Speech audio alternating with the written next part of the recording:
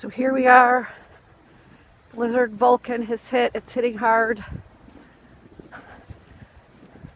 I'm going to venture out, take a walk to Conesus Lake.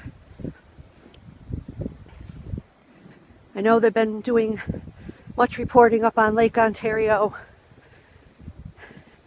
and I just felt very compelled that the world would want to see what's happening here at Conesus Lake as well.